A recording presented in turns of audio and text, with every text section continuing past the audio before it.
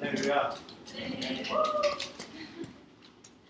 8월 첫 주 주일에 오신 여러분 환영합니다. 우리 같이 한번 따라서 고백하시면 좋겠습니다. 오늘 나는 하나님의 말씀을 받습니다. 이 말씀은 기적의 씨앗입니다. 이 기적의 씨앗은 내 삶에 반드시 열매를 맺습니다. 아멘. 믿으십니까? 네. 씨앗은 땅에 심겨질 때 잘 심어놓기만 하면 그 다음에 우리가 열매를 맺으려고 애쓸 필요가 없습니다. 그 씨앗 안에 있는 모든 능력이 환경만 잘 조성된다면 잘 자라나서 열매를 맺게 되겠죠. 마찬가지로 우리도 변화하려고 애쓸 필요가 없습니다. 하나님의 말씀의 씨앗을 우리가 받아들여서 그걸 잘 품기만 하면 우리 삶에 그 기적의 열매가 맺어지게 되겠습니다. 아멘. 오늘은 기적을 경험하는 삶이라는 내용을 가지고 말씀을 나누려고 합니다. 기적을 원하십니까? 이 기적이 필요하십니까? 삶의 그 변화라는 것은 정말 필요한 것이고 우리 모두 기대해야 하는 것입니다. 기독교가 다른 종교 또는 죽은 종교와 차이를 만들어낸다면 그 차이는 바로 변화가 있다는 것입니다. 기적적인 변화가 있다는 것입니다. 종교는 결과를 보장하지 않는 행위를 반복해서 하고 무의미한 어떤 추상적인 그리고 막연한 것에 베팅을 하죠. 기도를 오히려 종교인들이 더 열심히 많이 합니다. 보통 항상 수능 때가 되면은 그 수능을 위해서 어머님들이 기도를 교회 와서 많이 하시기도 하지만 또 절에 가서도 엄청 열심히 기도하시잖아요. 백보일배인가요?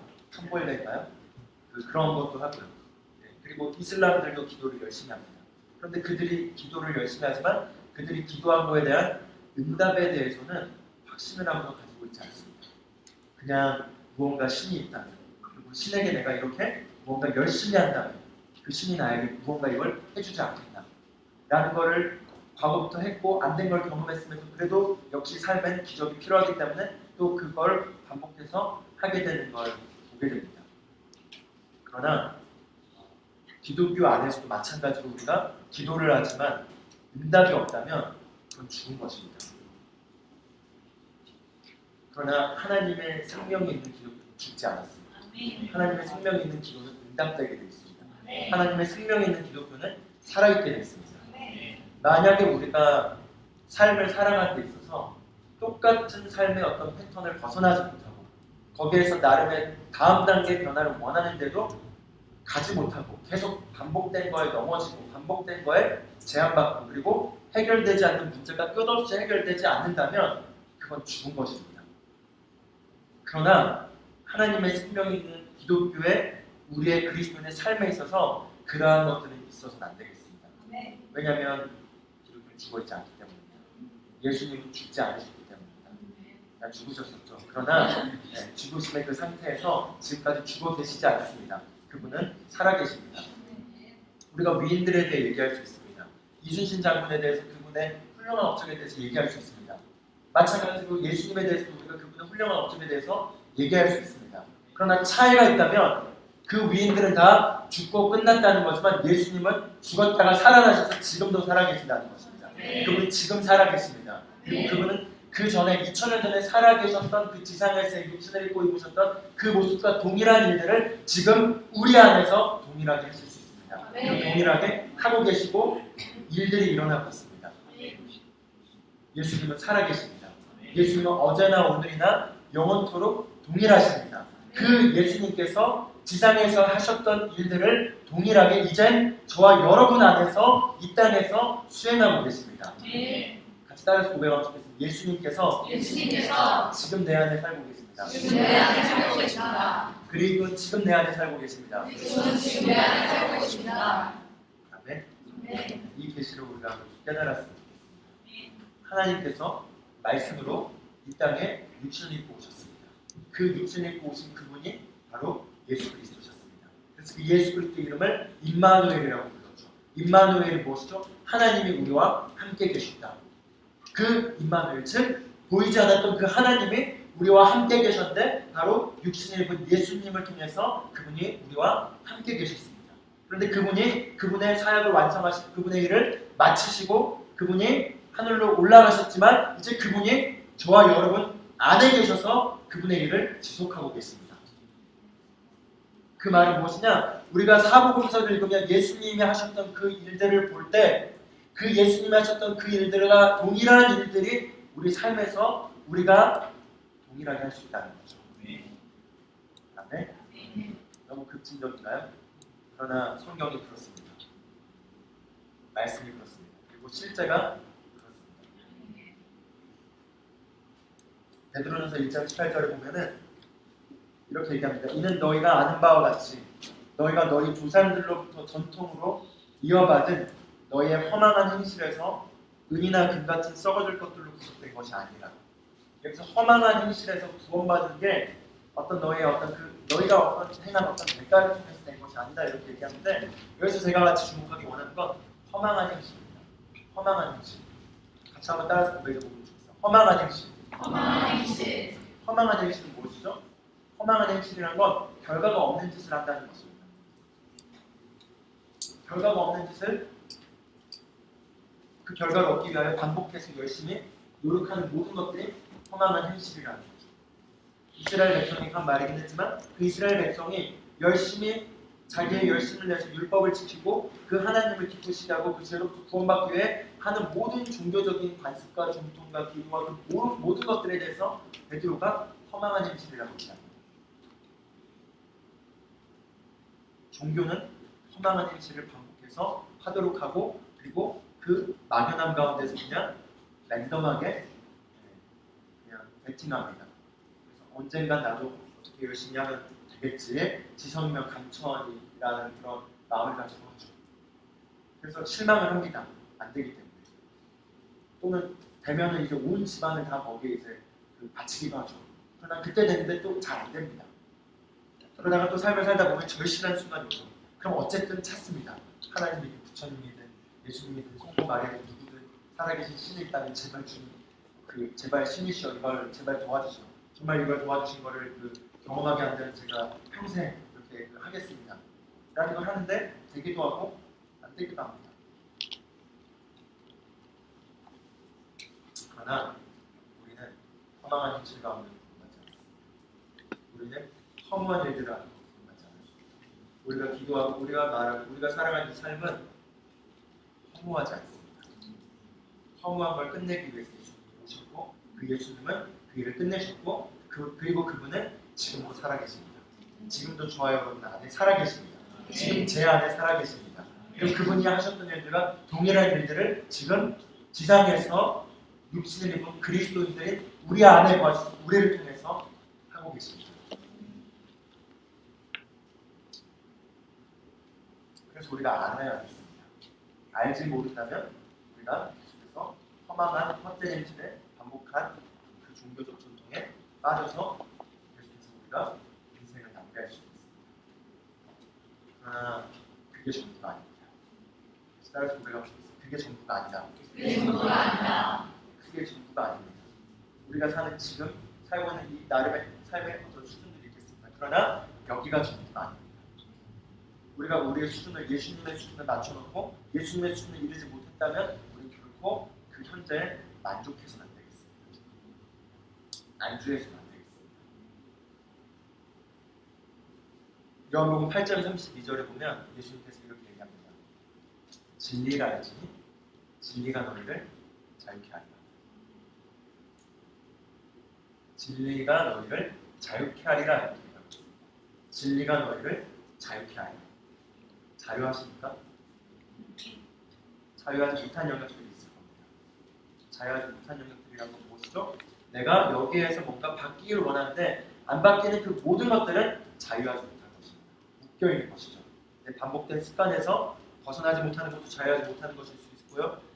해결되지 않은 문제가 계속해서 반복되는 게 해결되길 원하는 해결되지 않는 게 바로 자유하지 못하는 것입니다. 만약에 질병으로부터 내가 치유되길 원하면 하나님께 열심히 기도했고 하는 걸 열심히 다 하고 고백했다고 했는데도 계속 그 질병이 따라다니는 것도 그 질병으로 인해서 내가 제한받는 것도 자유하지 못한 거겠습니다. 또는 반복되는 어떤 이 잘못된 생각으로 인한 그 나를 괴롭히는 그것으로부터 내가 벗어나길 원하는데 계속 벗어나지 못하는 것도 자유하지 못한 것일 수 있겠습니다. 그게 어떤 것일까요? 그 자유하지 못한 영역에 있어서 우리가 알아야 될 건 자유해질 수 있다는 것입니다. 자유해질 수 있는 비결은 무엇이냐? 진리를 알아야 된다는 것입니다. 그 진리를 우리가 깨닫고 알게 되면 거기서부터 우리가 빠져나올 수 있다는 거죠. 빠져나올 수 있고 우리가 자유를 경험할 수 있고 또한 자유를 줄 수 있습니다. 예수님은 우리에게 종교를 가져오지 않았고 어떤 전통을 가져오지 않았고 실제를 가져오셨습니다. 생명을 가져오셨습니다. 기적을 가져오셨습니다. 예수님은 너무나 달랐습니다. 예수님 오셔서 하신 일들은 어느 누구 다른 그 종교 지도자들과 달랐습니다. 그분은 진짜를 전했습니다. 진짜를 보여줬습니다. 그리고 진짜를 일으켰습니다. 생명을 전달했습니다. 그리고 기적이 일어났습니다. 기적은 우리에게 마땅히 지금도 일어날 수 있습니다. 우리가 이 생각을 해봤으면 좋겠습니다.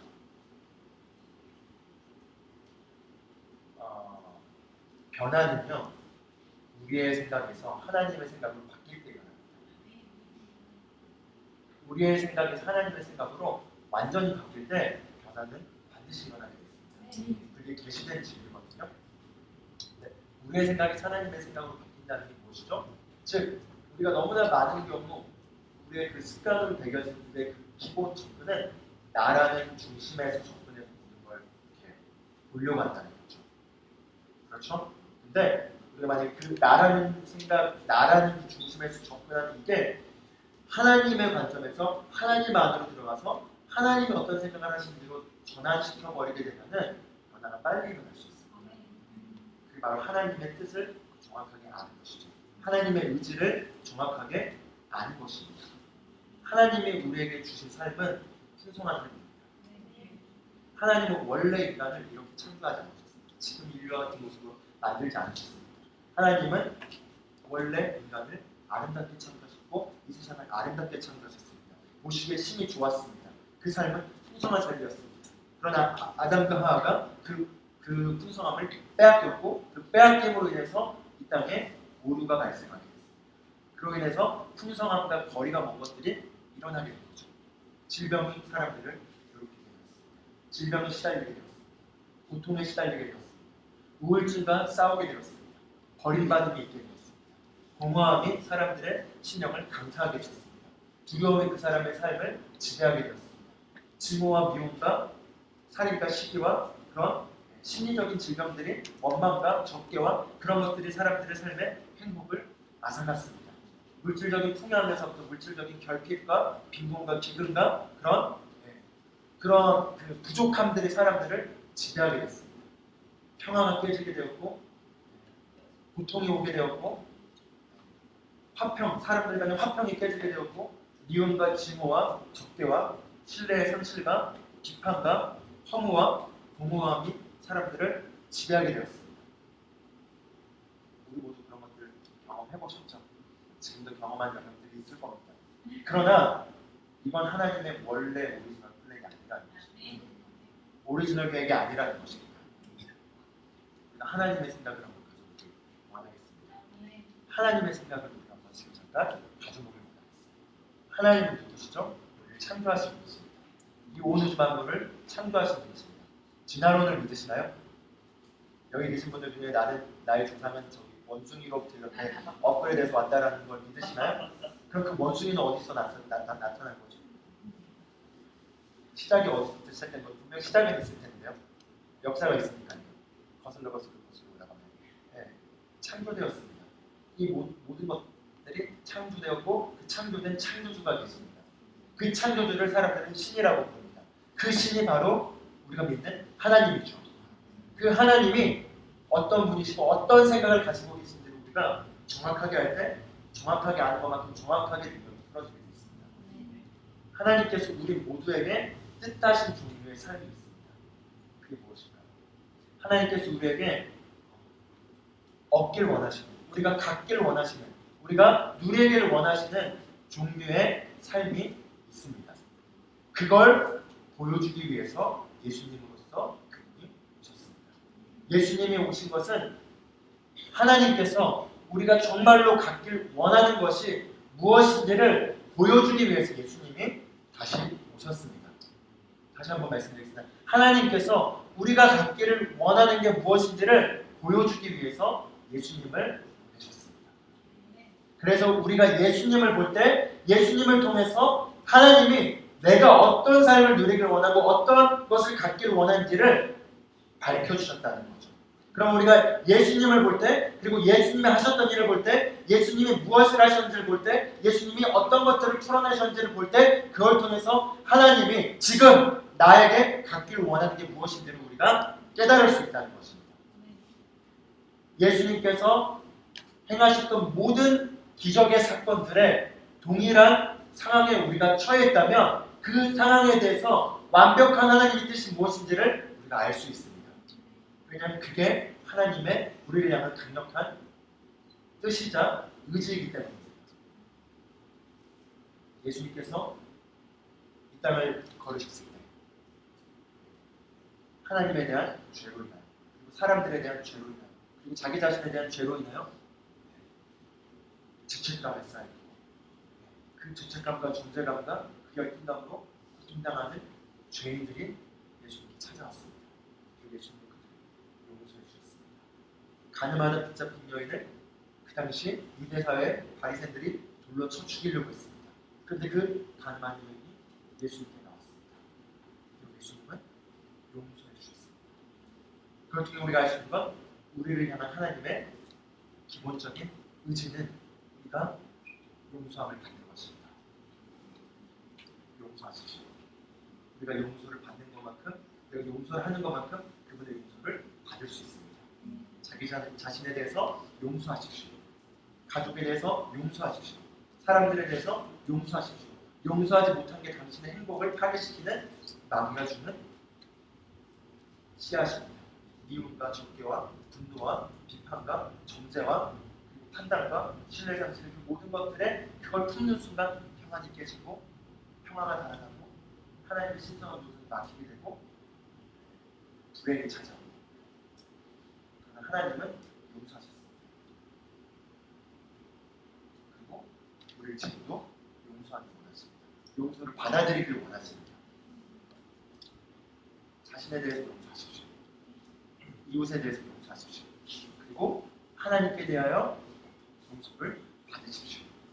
그 용서는 우리를 향한 완벽한 하나님의 뜻입니다. 아픈 사람들이 예수님께 찾아왔습니다. 질병으로 인하여 삶이 마비되었고 모든 게 파괴되었고 가정이 고통받았고 모든 산소망을 잃어버린 그 질병으로 인해서 소망이 없던 사람들이 예수님께 왔습니다. 그리고 예수님을 통하여 그들은 치유를 받았습니다. 그들은 완전해졌습니다. 그 가정은 소망이 생깁니다. 그로 인해 고통당했던 부모님은 자연이 되었습니다. 자녀로 인해 상심했던 그 부모들은 가정이 행복이 찾아오게 됐습니다. 그 질병으로 인하여 삶의 모든 것들이 마비되었던 그 사람은 완전히 자유해지게 됐습니다. 동일하게 만약에 우리에게 질병이 있다면 치유받는 것이 하나님의 강력한 뜻입니다. 하나님의 의지입니다. 하나님 또한 물질적인 풍요함을 통해서 심지어 초자연적인 기적을 행하셔라도 굶주린 사람들을 먹이셨습니다. 공급하셨습니다. 채워주셨습니다. 마찬가지로 나의 삶에 지금 부족함이 있다면 그 부족함에 대해서 채워지는 것이 하나님의 뜻입니다. 네? 예수님을 통해서 하나님은 우리가 어떤 종류의 삶을 살길 원하는지, 어떤 삶을 살길 원하시는지를 보여주셨습니다. 예수님이 오셔서 이렇게 얘기했습니다. 도둑이 오는 것은 도둑질하고 죽이고 멸망시키는 것이지만 내가 온 것은 양도 생명으로 더 풍성히 얻게 하는 것이죠. 하나님은 우리가 풍성하게 원하십니다. 같이 따라서 고백해볼까요? 하나님은 내가 풍성하게 원하십니다. 풍성한 삶을 살길 원하십니다. 풍성함 고백하시죠. 풍성함은 나의 것입니다. 네? 여러분 삶이 풍성하십니까? 풍성한지 아멘은 좋은 거지만 진지하게 돌이켜보라고 이게 상투적인 말로 들리지 않길 바랍니다. 새로운 피조물의 종교를 저는 탈피하고 싶습니다. 저는 파괴시키고 싶습니다. 새로운 피조물로서 고백하고 이게 다 가졌다고 하지만 아무것도 나타나는 게 없는데 다 가졌다고 속고 있고 실제로 가졌는데 그러나 나타나지 않았죠. 나타나지 않았는데 가졌다고 말하니까 해야지 하고 하지만 실제로 계속 나타나지 않아요. 계속 나타나지 않아요. 계속 나타나지 않아요. 그럼 그거는 종교입니다. 허무함이고 죽어있는 것입니다. 그러나 예수님 죽어있는 걸 우리에게 주지 않았다는 거죠. 살아있는 걸 주셨고 생명을 주셨고 풍성함을 주셨습니다. 풍성함이 우리에게 일어나야만 하는 것입니다. 가만히 자리에 앉아서 스스로에게 생각하십시오. 내 삶은 풍성한가? 나의 가정은 풍성한가? 나의 재정은 풍성한가? 내가 살아가는 삶의 그 여정에 내 살아가는 그 라이프 스타일이 풍성한가? 아니 쪼들리고 있는가? 파괴당하고 있는가? 아니 쪼기고 있는가? 괴로워하고 있는가? 평안이 깨져 있는가? 원망과 다툼과 불평과 불만들이 지배하고 있는가? 스트레스가 있는가? 또는 허무함이 지배하고 있는가? 하지 않아야 될 걸 알면서도 계속 하고 있는가? 또는 해야 될 걸 알면서 계속 안 하고 있는가? 그런 것들은 다 풍성함과 거리가 먼 것입니다. 그러나 예수님은 우리에게 생명을 얻되 풍성하게 하기 위해서 오셨습니다. 그 풍성함이 우리를 향한 하나님의 계획입니다. 그 풍성함을 우리가 성취하고 우리가 열매를 맺고 우리가 결과를 생산하는 것입니다. 풍성함. 그 풍성함을 일으킬 수 있는 생명이 저와 여러분 안에 있습니다. 지금 있습니다. 지금 있고 그 생명은 풀어지길 원합니다. 기적을 일으키길 원합니다.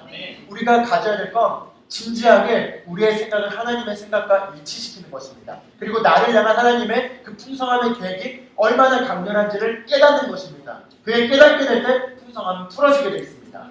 그럼 좋은 소식을 하나 알려드리겠습니다. 복음은 정말 좋은 소식입니다.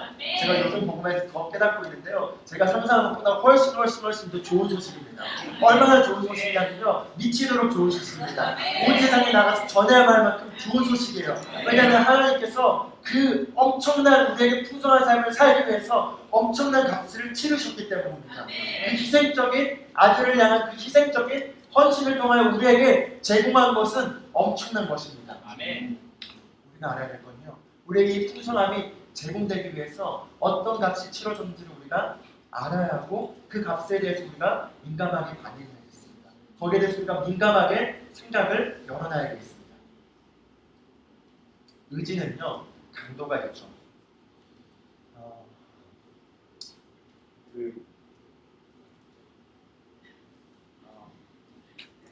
제가 지금 물을 마시고 싶어요. 근데 그렇게 엄청나게 마시고 싶지 않아요. 마시면 좋아요. 마시면 좋을 것 같아요. 근데 안 마셔도 돼요. 근데 제가 만약에 내일까지 물을 계속 마시지 않고 말을 한다면은 그때쯤에는 그 물을 마시고 싶은 강도가 더 강해질 겁니다. 근데 물이 없는 사막이어가지고 일주일 내내 물을 못 마셔서 거의 죽을랑 말랑 한다면 물이 있다면 그게 그 안에 모기들이 있어도 그 안에 개구리가 있어도 미친 듯이 가서 물을 그냥 이렇게 마실 겁니다. 그렇죠? 그 개념, 물을 마시고 싶다라는 그 개념은 동일한 거지만 그거에 대한 원하는 의지가 다른 거죠. 비교가 적절해요. 주중에 계속 준다. 이거는 아이가 그렇게 잘 와닿지 않는 것 같습니다. 좀 바꿔보겠습니다. 만약에 TV를 보면은 가끔 연예인들 나와서 유니세프에 대해서 얘기하면서 이렇게 아프리카나 이런 데서 정말 죽어가는 아이가 나오죠. 그걸 보면은 마음이 강팍하면 아무 생각이 안 들고 연예인들 저런 데서 좋은 거 하구나. 요즘 우리 정우성도 저기 나와 저거 하네. 그래, 멋있다 정우성 뭐 이런 넘어갈 수 있겠죠. 조금 더 마음이 강팍하지 않으면 저 아이를 보면서 이상하다 이럴 수도 있고요. 아니면 원래 인류는 저래. 원래 누군가는 죽고 지금도 누군가는 죽고 나도 언젠가는 죽고 나도 지금 내 삶을 그냥 약간 지옥 같아. 이렇게 강팍하게 더 강팍한 거네요. 정원보다 더 강팍한 거 같습니다. 그냥 강팍할 수 있겠습니다. 그런데 또 참 나는 이렇게 그래도 사는 게 참 좋아하는 무슨 죄라고 저렇게 살지? 참 사랑이 좋겠다. 라는 마음이 들 수도 있겠어요. 그게 더 강하면 정말 좀 살기 위해서 내가 이제 가진 걸 좀 이렇게 나눴으면 좋겠다. 후원해야겠다. 이렇게 행동까지 이끌 수도 있겠습니다. 그러니까 아이가 살아나는 거죠. 근데 그 아이가 만약에 제가 아는 그 친한 사람의 아이라고 생각을 해보겠습니다. 그리고 그 아이가 그렇게 고통당하는 거에 대해서 질병에 어떤 죽어가는 거에 대해서 그 저랑 친구인 그 친구가 아는 지인이 고통당하는 걸 옆에서 보고 그 아이 정말 여러분의 하임이 놀아준 것처럼 이렇게 알고 이런 좀 교감이 있었던 아이라고 쳐볼게요. 근데 그 아이가 죽어가고 막 이렇게 고통당하는 걸 보면은 마음의 아픔감은 좀 더 강할 겁니다. 참 그 아이가 나았으면 좋겠어요. 근데 그게 나의 만약에 뭐랄까 가까이 더 사랑하는 사람의 그런 삶에 일어나는 거라면은 더 원할 겁니다. 그래서 내가 좀 있는 거라도 좀 만약에 병원비가 부족하다, 라고 정말 나에게 가까운 그러면 내가 좀 줄 수 있는 가진 거라도 많이 해서 이렇게 좀 하고 싶다라는 그걸 표현할 수 있겠죠. 그게 만약에 여러분 아이라고 생각하고 있습니다. 저의 아이라고 생각하고 있습니다. 하임이라고 생각하고 있습니다. 그럼 하임이가 죽어가고 있어요. 그 죽어가고 있다면 이 하임이를 고치기 위해서 제가 돈 내는 거에 대해서 원래 애기들은 죽지. 지금도 아프리카 애들 죽고 하면 너도 죽나 보구나. 이러지 않을 겁니다. 그렇죠? 저의 모든 걸 쏟아서 모든 걸 저와 물어주는 할 수 있는 모든 재산이나 모든 거라도 뭐든 하겠죠. 왜죠? 그 살았으면 좋겠다는 그 개념의 의지의 강도가 다르기 때문이죠. 자, 말씀드리고 싶습니다. 저와 여러분이 살기 위하여, 풍성하게 하기 위하여 하나님께서 우리에게 주시고자 하는 그 의지가 얼마나 강했냐면 자신의 아들을 죽게 했습니다. 자신의 아들을 죽게 할 만큼 강렬했습니다. 그 아들의 죽음을 외면할 만큼 그분은 우리가 행복하기를 원하셨습니다. 그 아들을 죽게까지 내어줄 만큼 우리가 풍성한 가운데 있기를 원하셨습니다. 그래서 그 일을 행하셨습니다. 여러분이 제가 풍성한 삶을 살기 위해서 그분이 하신 일은 그 아들을 죽게 할 만큼 그 값을 치렀다는 것이죠.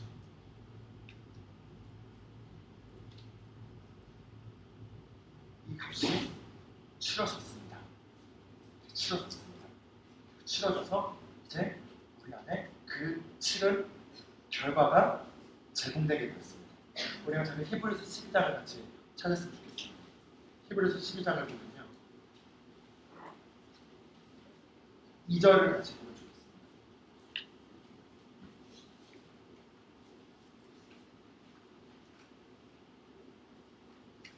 2절 찾았으면 같이 한번 보시는 가운데 제가 읽도록 하겠습니다.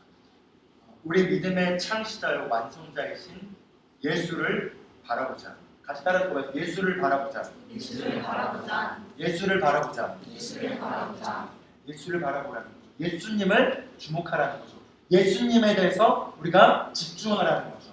그러면서 이렇게 얘기합니다. 그는 자기 앞에 있는 즐거움을 위하여 십자가를 견디시고 수치를 개의치 아니하시더니 라고 얘기합니다. 그는 자기 앞에 놓인 즐거움을 위하여 십자가를 참으시고 수치를 견디셨고 그 수치에 대해서 개의치 아니하셨다라고 얘기합니다. 즉 예수님은 그 십자가형의 그 고통스러운 그 과정을 참여할 때 분명하게 그 앞에 놓여있는 분명하게 가져올 결과에 대해서 기대하고 있었고 그걸 기뻐하였기 때문에 그것들에 대해서 버틸 수 있었다는 거죠. 그게 무엇이죠? 저와 여러분이 그 생명 안에서 그분과 하나 되어 그 안에서 우리가 영원히 자유함을 누리는 것입니다. 그걸 위해서 그분이 값을 치렀습니다. 그걸 위하여 모든 값이 지불되었습니다. 자, 그러면은 왜 우리 삶에 그 풍성함과 일치되는 결과가 일어나고 있지 않은 거죠? 하나님 좀 더 그 이상 이후에 조금 더 복잡한 그런 미션들과 그 복잡한 어떤 수수께끼 같은 것들을 걸어놓으신 건가요?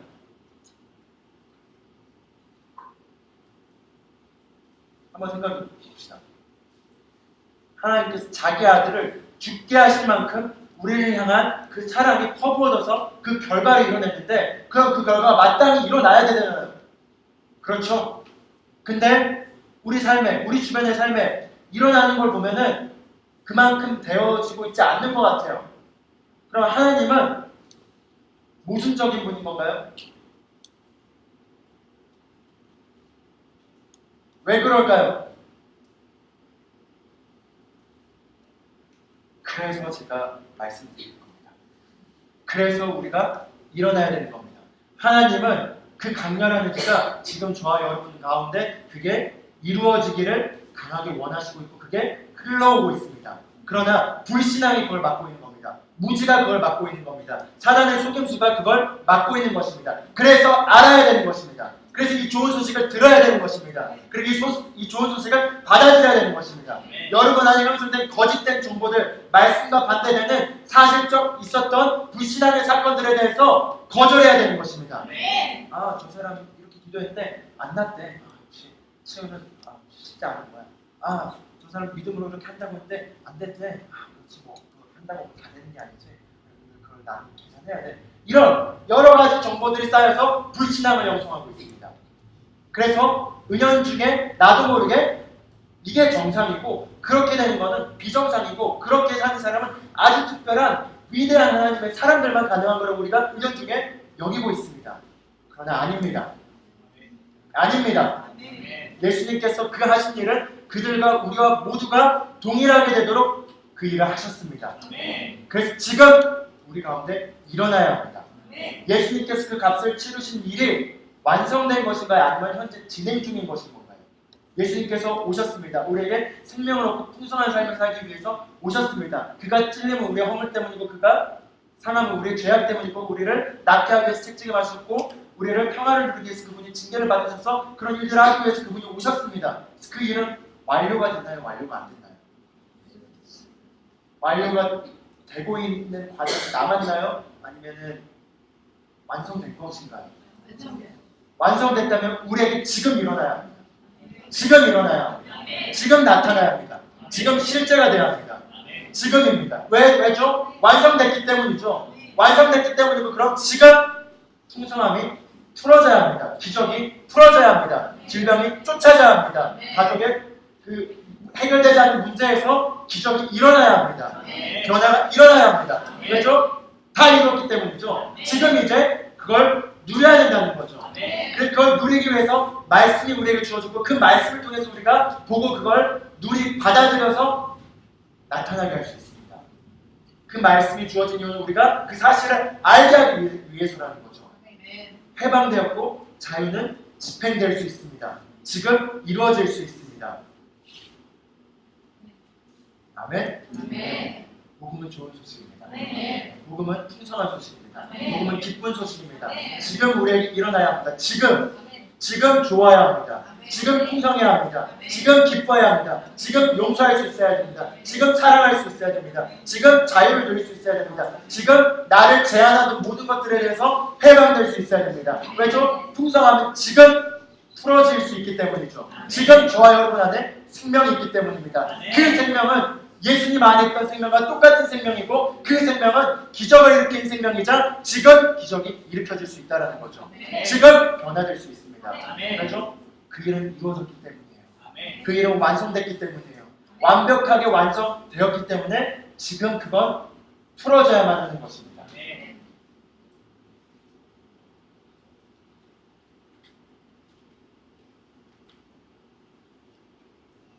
아멘.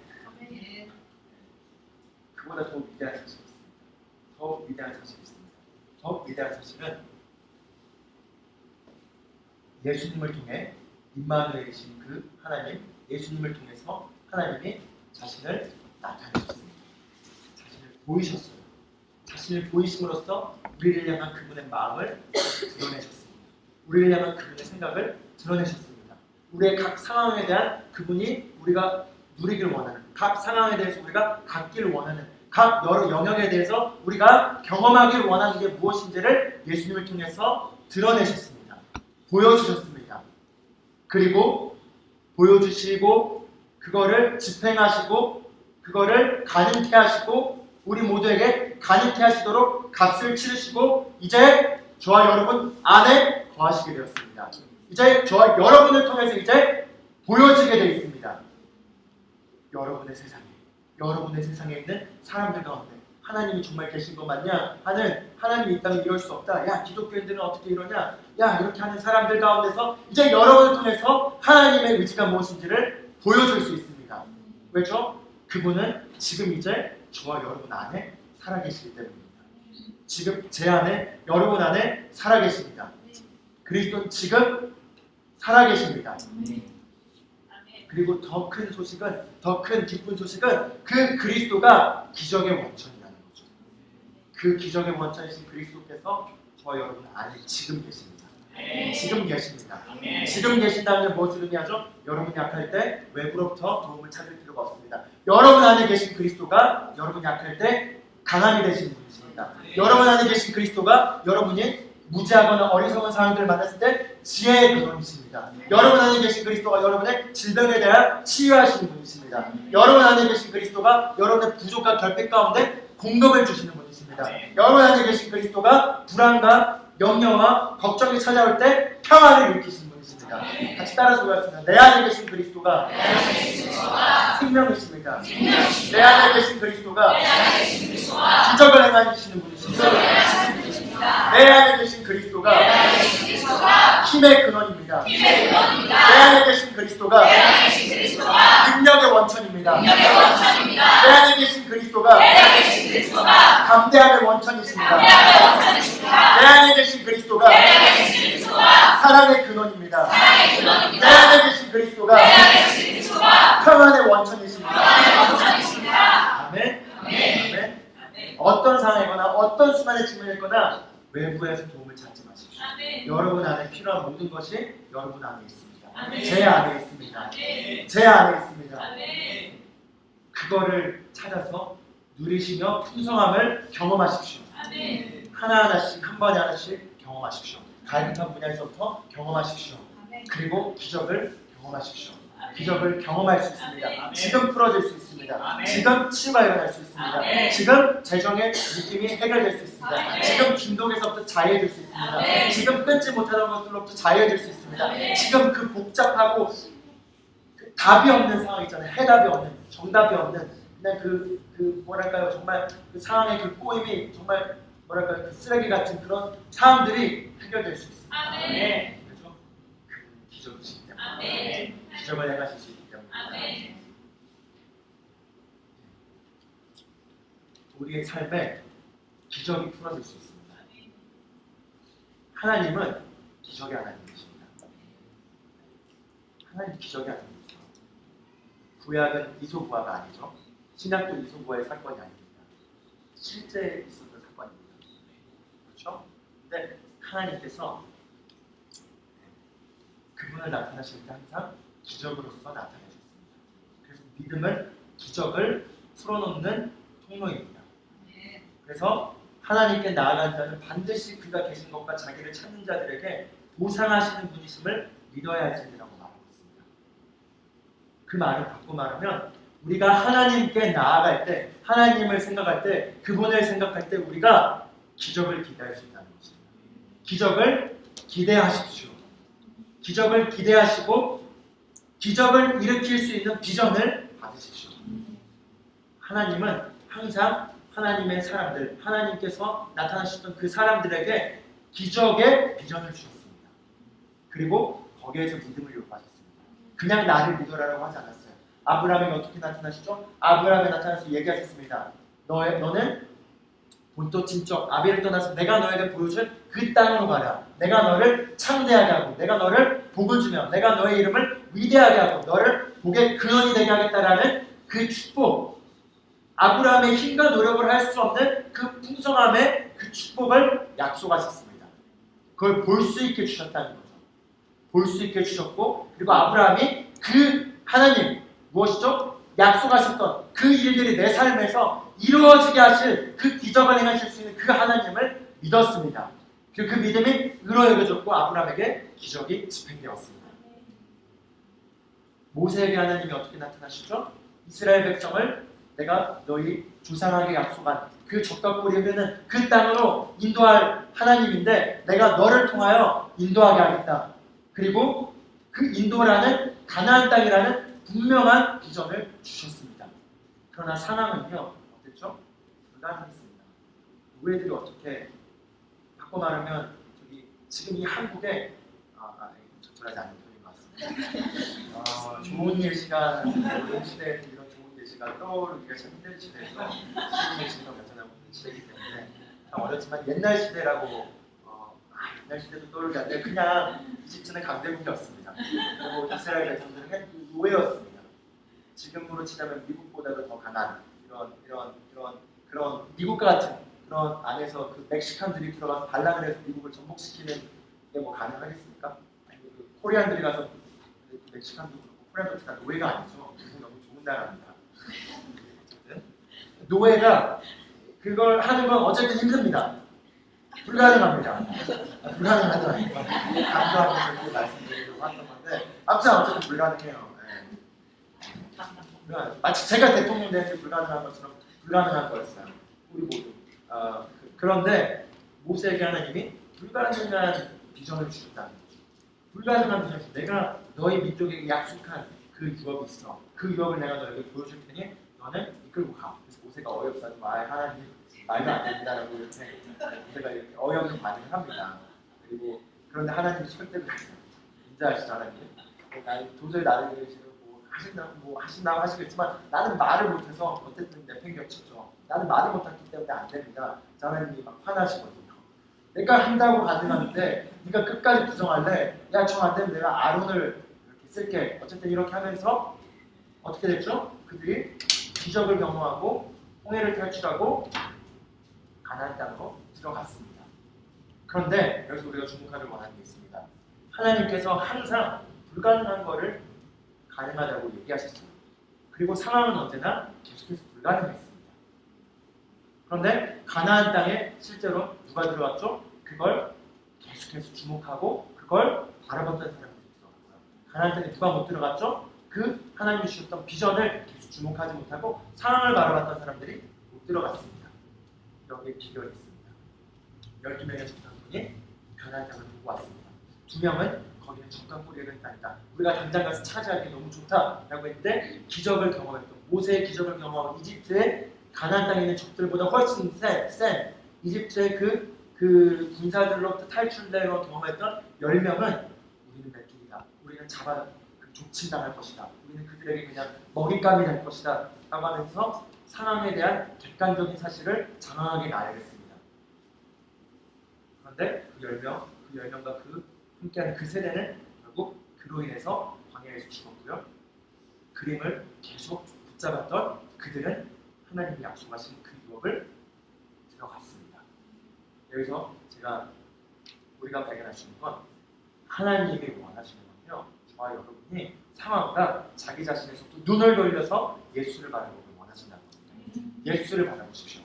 자신을 바라보지 마십시오. 자신을 바라보면 계속해서 이유가 붙습니다. 이래서 안 되고 나는 이래서 안 되고 난 지금 이러고 있고 나는 지금 이러고 나는 지금 이러고 나는 지금 이러고 또는 얘는 이러고 상황이 이러고 지금 이 회사는 이러고 이 사람이 문제고 이 시스템이 문제고 이게 문제고 또는 이게 문제고 그러면은 그대로 살 겁니다. 그대로 멸망당할 것입니다. 그러나 눈을 돌려 예수를 바라보십시오. 그분이 주신 비전을 바라보십시오. 비전을 바라보게 될 때 불가능을 가능케 하는 힘이 나오게 되어 있습니다. 기적은 어디에서 오냐? 우리의 초점이 우리 자신에게서 옮겨져서 그분을 향할 때 풀어지게 되어 있습니다. 같이 따라서 예수님을 바라보십시오. 예수님을 바라보십시오. 예수 그리스도를 바라보십시오. 예수 그리스도를 바라보십시오. 예수 그리스도를 바라본다는 건 무엇이죠? 그분이 속량을 통해서 우리에게 제공한 게 무엇인지를 우리가 바라봄을 통해서 본다는 것입니다. 하나님께서 예수 그리스도의 그 속량적 사실을 통해서 우리에게 제공한 것이 무엇인지를 본다는 것입니다. 그걸 보십시오. 그걸 보십시오. 그걸 주목하십시오. 그걸 계속 바라보십시오. 문제를 바라보지 마시고 그걸 집중하십시오. 그걸 더 많이 집중하십시오. 그걸 더 많이 집중할 때 기적이 나오게 되어 있습니다. 그걸 계속 집중할 때 기적의 힘이 나오게 되어 있습니다. 그걸 계속 집중할 때 내 힘으로 할 수 없는 능력이 풀어지는 것들을 경험하게 되어 있습니다. 초점을 돌려서 그분과 그분이 하신 비전을 바라보십시오. 그분은 그래서 그분을 바라볼 때 상황에 대해서 비전을 주십니다. 가능케 할 수 있는 비전을 주십니다. 그리고 그 비전을 붙잡고 비전을 묵상하고 비전을 바라볼 때 언제나 불가능한 걸 가능케 하는 기적의 능력이 경험되지게 되어 있습니다. 그거를 우리 상황 가운데 누리시길 바라겠습니다. 그걸 경험하기를 원합니다. 아멘. 그리고 그 일이 일어날 겁니다. 여러분 이번 한 주 동안 일어날 겁니다. 진지하게 들어가서 기적의 능력에 원천에 접속되십시오. 기적의 에너지가 우리 삶에 흐르는 비결은요, 우리를 향한 하나님의 목적과 계획을 우리가 붙잡을 때 일어납니다. 하나님의 목적과 계획을 붙잡으십시오. 하나님의 목적과 계획을 붙잡으십시오. 하나님은 우리가 좀 원하십니다. 근데 우리가 원해야 돼요. 원해야 되는데 잘 안 원해질 때가 있어요. 그렇죠? 너무나 많이 거기에 대해서 그냥 시도했다가 안 되고 시도했다가 안 되고, 그래서 평소에 불신앙이나 또는 이게 내가 그냥 절망은요 사람을 정말 무기력하게 만듭니다. 정말로. 제가 테니스 치다 보면 절망을 경험할 때 테니스 칩니다. 처음에 나는 제가 테니스를 그렇게 별로 즐겁게 칠 때도 있고 그냥 딴 생각하면서 칠 때도 있어요. 말씀을 묵상하면서 치면 항상 마음이 딴 데가 있기 때문에 잘 못 치게 되고요. 그러다가 좀 털려서 좀 이겨야겠다라고 마음을 먹으면 잘 됩니다. 그런데 테니스 칠 때요 정말 놀라운 건요, 6점 보통 내기로 하는데 이미 한 5대 0까지 가면요 칠 의욕이 안 나요. 하려고 막 아무리 마음을 다스리려고 해도 안 됩니다. 안 되고 자꾸 헛발질라고. 그런데 2대 2, 3대 3 이럴 때 제가 갑자기 마음을 접고 이겨야겠다 하면은 불도저 같은 힘이 나옵니다. 동일한 그 전에는 무기력했었는데요. 그래서 발라버리는 걸 봅니다. 가끔 그 적들이 저에게 얘기해요. 무슨 비위가 된 줄 알았다. 테니스 선수 이름이 기억이 안 나는데 도대체 무슨 일을 한 거냐. 갑자기 그래서 굉장히 제가 기복이 심합니다. 테니스에서. 제대로 치려고 마음 먹을 때도 있고요. 안 먹을 때도 있거든요. 영어 공부한다고 테니스 하면서 영어 문장을 외우는 자꾸 계속 안 되는데, 근데 제가 그러다가 마음을 고쳐먹어서 하려고 해도 이미 승산이 안 보일 때는요 무기력해집니다. 의욕이 안 나요. 그런 절망을 제가 경험하고 있습니다. 복음을 너무 일찍 깨달아서 제 삶에 다른 영역에 절망할 게 없어서 테니스를 통해서 절망의 요소를 하나만 경험해보고 있습니다. 하나, 절망은요 우리를 무기력하게 만들고 의욕을 잃어버리게 하고 상실하게 하고 패배자가 되게 아주 끌어갑니다. 그러나 이길 수 있다는, 살 수 있다는 희망이 생길 때 그 희망은 엄청난 능력입니다. 그 희망을 볼 수 있습니다. 그리스도는 그 희망이 어떻게 나오느냐, 그 복잡한 상황, 여러 가지 각자가 말 못하는 거기에서 벗어나지 않는 것에 대해서 나도 지쳐있는 그 상황에 대해서 빠져나와서 하나님의 생각을 붙잡으십시오. 하나님의 계획을 붙잡으십시오. 하나님의 목적을 붙잡으십시오. 기도하면서 명안에서 기도하면서 하나님의 마음이 어떤 것인지를 집중하십시오. 그 아들을 내어주게 할 만큼의 그분의 강렬한 의지가 무엇인지를 붙잡으십시오. 그분의 계획과 목적을 붙잡을 때 기적의 에너지가 여러분 흘러가는 겁니다. 기적의 에너지가 소망을 일으키며 여러분 삶에 열정을 불러일으키게 되어 있습니다. 그 기적의 에너지가 불신앙을 내어쫓게 되어 있습니다.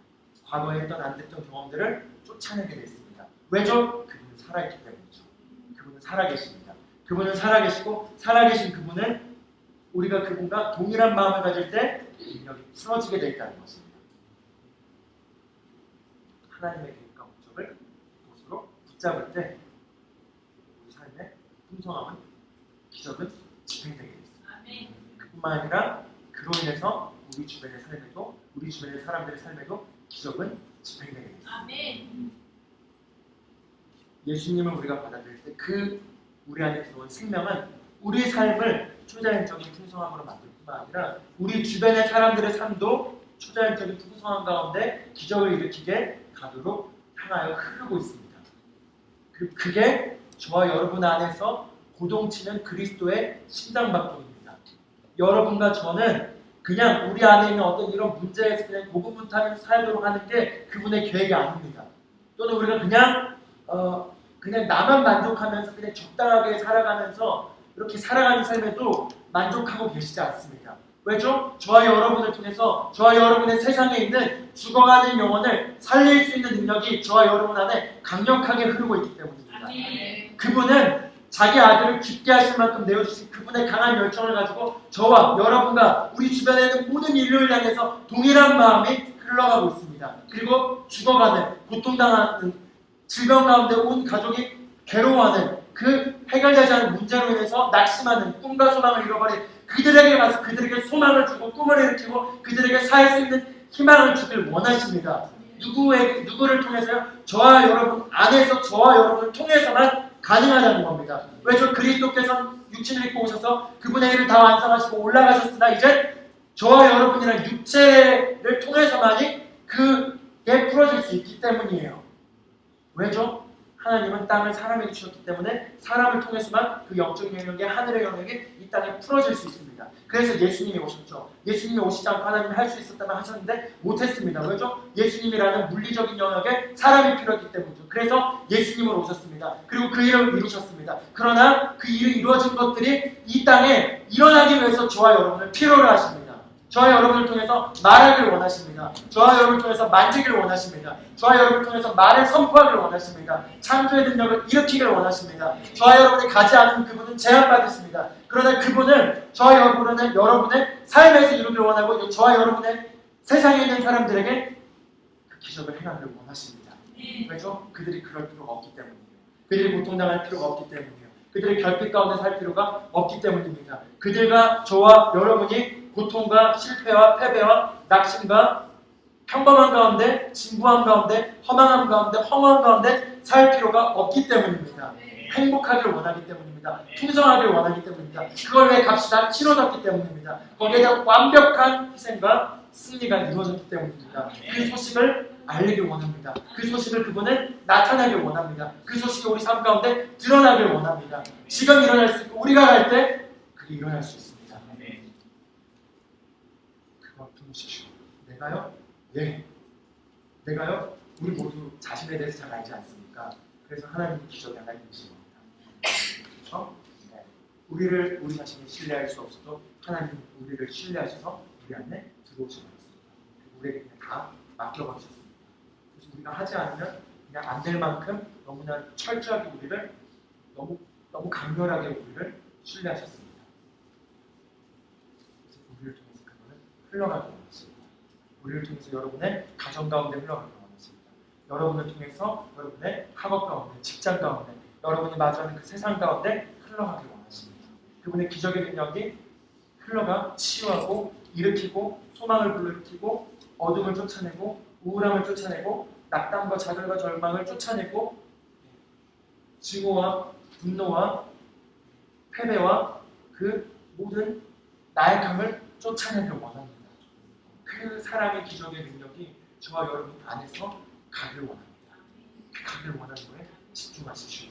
그리고 저와 여러분의 삶은 이걸 향해 흘러갈 때 가장 만족된 삶을 살 수 있습니다.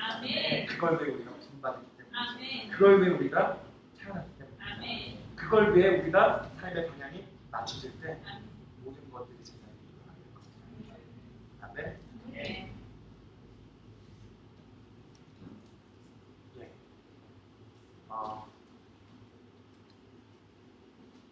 이 메시지만 나누고 마치고 싶습니다.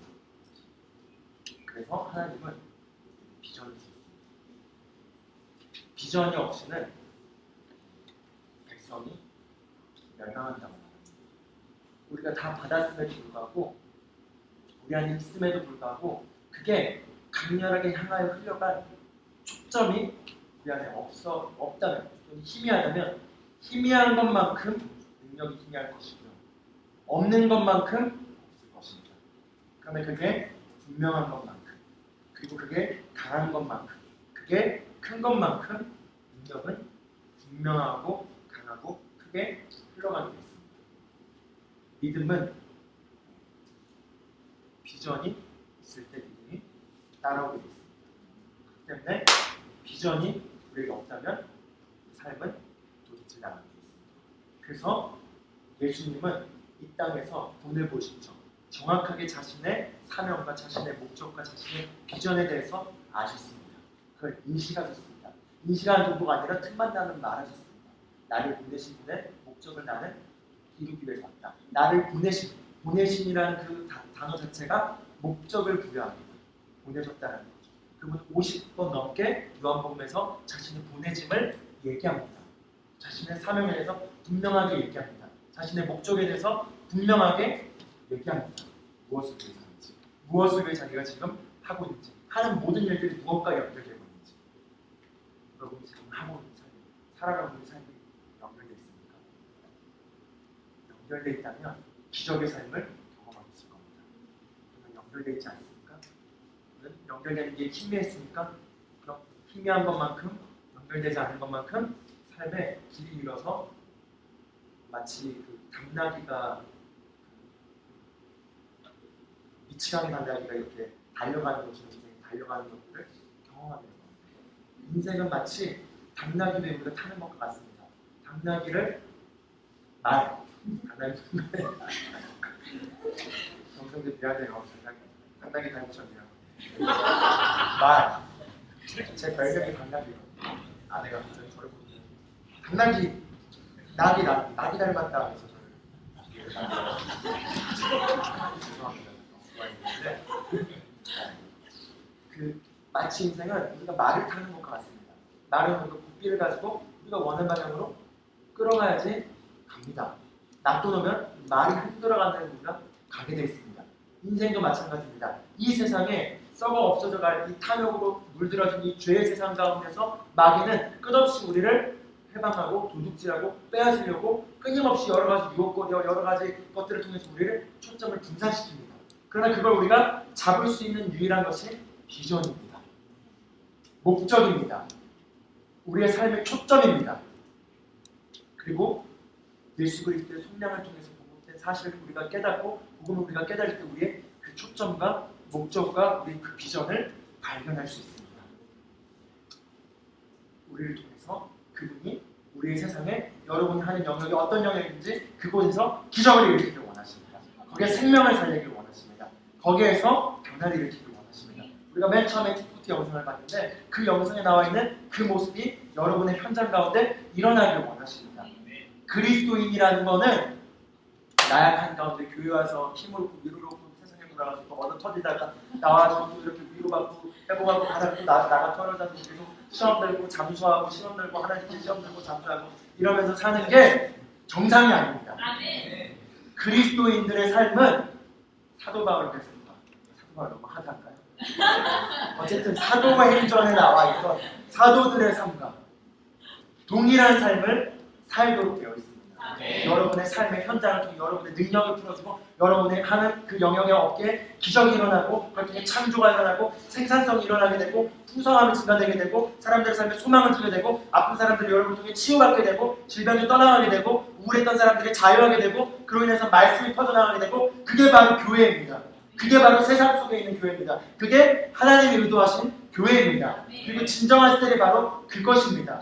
그리고 그건 누구를 통해 이루어지는 거죠? 사역자를 통해 이루어지는 게 아니라 여러분을 통해 이루어지는 것입니다. 여러분이 예수님 하신 일과 동일한 일들을 하는 것이 하나님의 뜻입니다. 왜죠? 여러분 안에 실제로 예수님이 계시기 때문입니다.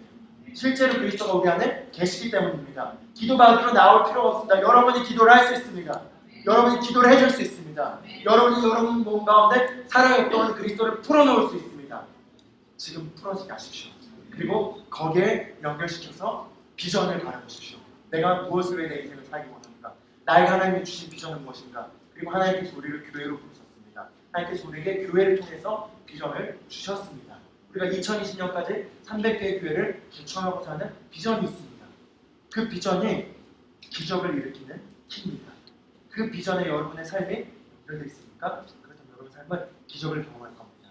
용인교회에서 사업을 하시는 한 자매님이 계셨는데 그 자매님께서 그 사업을 비전과 연결시켰습니다. 그래서 내가 2020년까지 300개의 교회를 정말 후원하는 그런 사업가로서 내가 교회 하나를 그 워시앤조이라는 그 빨래방을 이렇게 시작하시면서 이렇게 스타트업 하실 때였는데 내가 이게 지점이 하나 생길 때마다 마치 교회가 하나 생기는 걸 바라보고 그걸 통해 한 교회마다 내가 이렇게 물질로서 후원하는 걸 내가 바라보고 그렇게 해야겠다 뭐 아무튼 그러시면서 이렇게 품었습니다. 지금 몇 개 정도가 200 몇 개까지 되면서 그분이 실제로 엄청나게 또 복음을 위하여 물질을 드리고 또 그분의 그 직장 사무실을 하나 이렇게 마련할 때 이 사무실의 한쪽은 예배를 드리는 공간으로 써야겠다 하고 아예 처음부터 그렇게 디자인을 해서 이렇게 만든 거에 그 네트워크 교회 그 비전을 품은 그 전도사님과 청년교회 뉴스홈처치가 거기에 들어가 예배를 드리게 됐습니다. 지난주 수요일에 참고하시면 좀 자세하게 나옵니다. 그러나 중요한 건 무엇이냐? 우리의 삶이 이 비전과 연결되고 비전과 일치되고 비전 가운데 내가 무엇을 할지 내 삶을 정하기 시작하면 여러분의 기적이 더 쉽게 일어날 수 있습니다. 교회 개척이라는 건요 뭔가 막 신기하게 막 이렇게 하는 게 아니라 제가 알려드리겠습니다. 복음의 사실 여러분 삶 가운데 일어나게 하십시오. 그게 교회 개척입니다. 왜죠? 복음의 사실이 여러분 삶 가운데 일어나게 될 경우 그건 간증이 됩니다. 그 간증이 퍼져나가게 됩니다. 퍼져나간 많은 사람들이 그걸 통해 영감을 받고 그들 삶이 그게 이루어지게 됩니다. 그걸 통해 생명이 살아나는 것입니다. 그럼 여러분이 그렇게 존중할 수 있겠죠. 여러분이 하는 일이나 여러분이 하는 학업이나 여러분이 하는 그 어떤 영역에서든지 그 영역에 그 기적이 풀어지는 것에 대해서 여러분에게만 멈추지 말고 이걸 통해 기적이 반드시 일어날 것이고 이걸 통해서 하나님의 살아계신다는 걸 나는 내 삶에서 증명할 것이고 그걸 통해서 기적이 실제하고 지금도 가능하다는 걸 내 삶을 통해서 경험함으로 말미암아 내 주변에 있는 다른 사람들에게도 교회에 있는 다른 구성원들에게도 이걸 통해서 비슷한 상황에 있는 사람들에게 자유함을 경험할 수 있도록 하는 그런 사례가 되겠다는 걸 연결시키는 게 바로 이 비전에 참여하는 것입니다. 왜냐면요, 교회 개척이란 건요, 그냥 전도만 한다고 되는 게 아니거든요. 이런 생생한 실제 사례들이 있을 때 교회가 살아있게 됩니다. 교회 개척이라는 게 뭐죠? 그 사람의 삶 가운데 그리스도의 속량을 통해 제공된 것들이 경험되지고 풍성해지고 나타나게 하는 것들을 통해서 그게 퍼져나가게 돼서 그런 사람들이 함께 모인 게 교회가 개척되는 것입니다. 그럼 그 풍성함이 나타나야겠죠. 나타나기 위해서는 나타남을 경험해야겠습니다. 경험함을 줄 수 있기 때문이에요. 그래서 경험하시길 바라겠습니다. 그리스도의 성장을 통해서 어쨌든 하는데 근데 나는 급하진 않으니까 그러나 비전을 잡으십시오. 비전을 품으십시오. 그리고 연결시키십시오. 그럼 여러분이 하는 것이 기적의 사업자로 바뀔 것입니다. 기적의 학업으로 바뀔 것입니다. 기적의 일터로 바뀔 것입니다. 기적의 가정으로 바뀔 것입니다. 그걸 통해 간증이 넘쳐나게 되기를 축복합니다. 기적은 지금 일어날 수 있습니다. 아멘.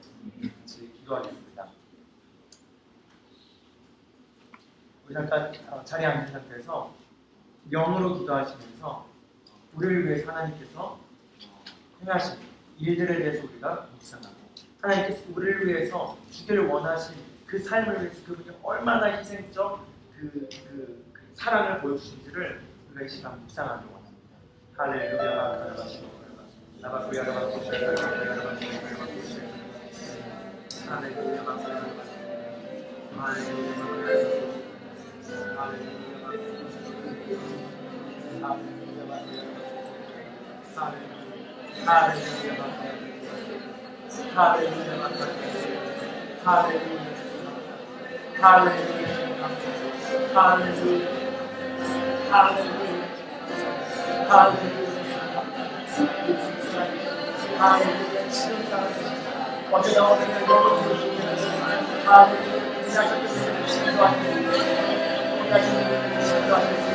지금 하실 수 있습니다. 지금 그분을 사랑해요. 지금 그분을 대하겠어요. 지금 그분을 대하겠어요. 지금 우리 안에 살아계시는 완벽한 하나님 지금 우리 안에 살아계십니다. 지금 우리 삶 가운데 살아계십니다. 하늘을 받아요.